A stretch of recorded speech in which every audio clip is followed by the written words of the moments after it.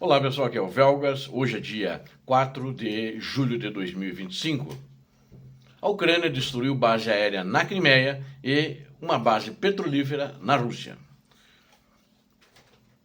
Quero convidá-los, inscrevam-se no canal, deem um like, compartilhem com suas redes sociais, façam os seus comentários.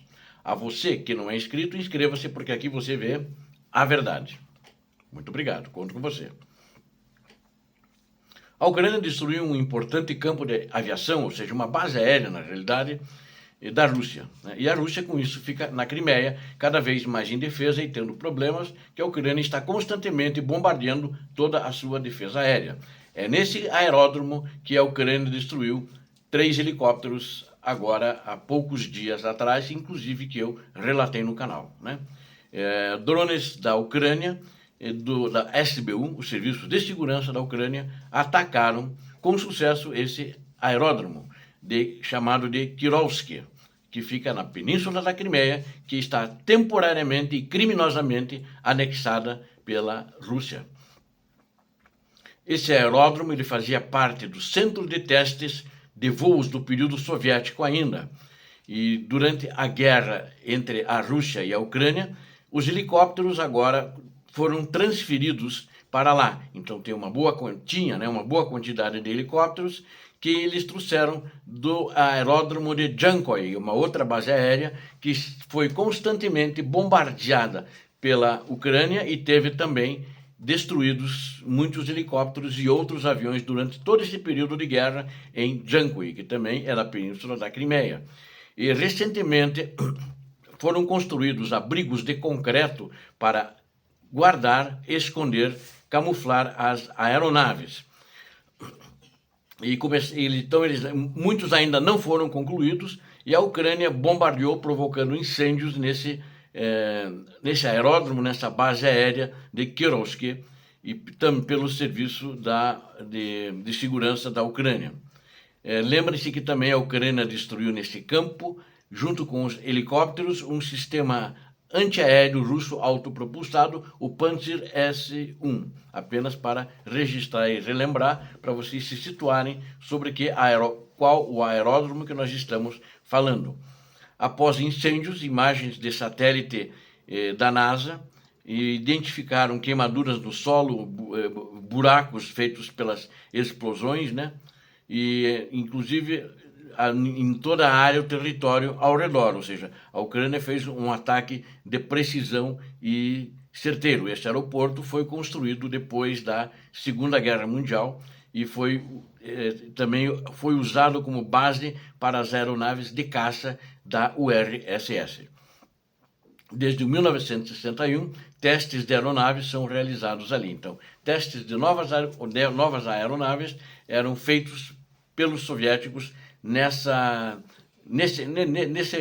pista desse aeroporto, dessa base aérea, desse aeródromo também fica mais correto. O aeroporto seria se fosse mais para fins civis, Os serviços de testes em voo para sistemas da aviação de defesa antissubmarino, a terceira diretoria inclui, entre outras coisas, os campos de testes de Meganon e Shalda.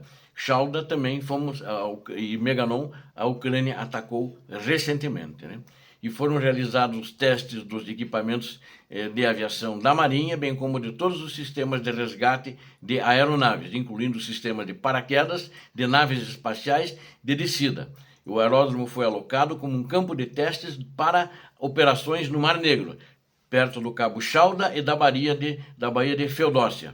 A Feodósia também foi atacada recentemente, essa localidade, essa região, inclusive, pela Ucrânia, agora, nas últimas 2 semanas, que nós também relatamos. E eles eram usados no Cabo Shalda e na Baía de Feodósia para testes justamente de sistemas antissubmarinos.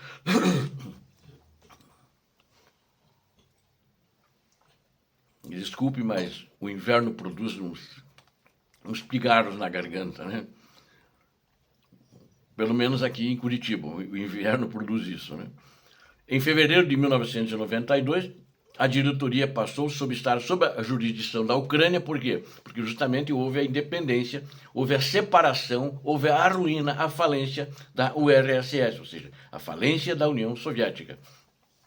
e o complexo de testes em voo da Força Aérea Ucraniana foi formado em sua base. Então, também a Ucrânia usava essa base quando ela detinha o controle da Crimeia. Após a invasão criminosa russa na Península da Crimeia, o aeródromo passou a ser subordinado ao Centro Estatal de Testes e Voos do Ministério de Defesa da Federação Russa.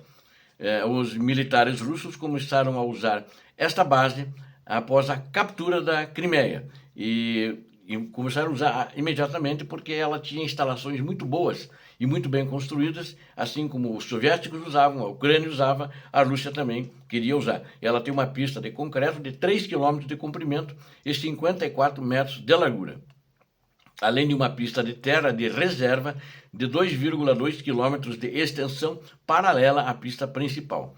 Esses parâmetros correspondem a um aeródromo de primeira classe. Tal pista pode ser usada por quase todos os caças, bombardeiros e aeronaves de ataques russos, bem como aeronaves de transporte militar. A Federação Russa utilizou o aeródromo de Kirovskoye, entre outras coisas, para praticar elementos de uma invasão em larga escala da Ucrânia. Então eles faziam, depois que eles pegaram a Crimeia, e a segunda fase da invasão começou 11 anos depois, era um dos locais de treinamento para invadir o resto da Ucrânia, né? Eles usavam para isso o território da própria Ucrânia, o aeródromo que eles estavam controlando, para fazer essa invasão. Ou seja, os russos não têm jeito, né? Eles pensam, planejam seus crimes na própria casa de quem eles vão praticar o crime. Em 2024, após as Forças Armadas da Ucrânia atacarem com sucesso o aeródromo de Jankoy, aliás, atacaram mais de uma vez, esse ano passado e esse ano, inclusive, em junho desse ano,